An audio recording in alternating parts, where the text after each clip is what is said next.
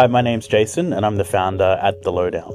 Well, we're here today at our Sydney office, which is quite special to me because it houses not just our working space, but also all of our hero cars that you see utilised across the brand, and we keep them stored downstairs in the basement, nice and healthy for when they need to be used.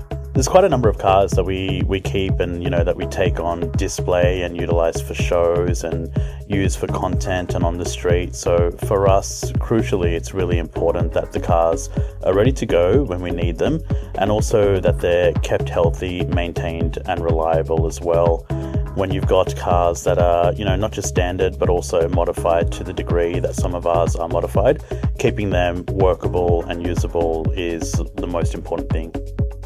So with that, when it comes to some of the older cars that we have within our fleet, and also some of the more tricky cars, and I would mention especially the rotaries, it's incredibly important that when we need to use them, that they're good to go. And for us, really, that's when battery health really comes into play, and also having the cars maintained on the battery. NXT5 for us is really one of the game-changing products because it's got the capability of lead acid and also the lithium.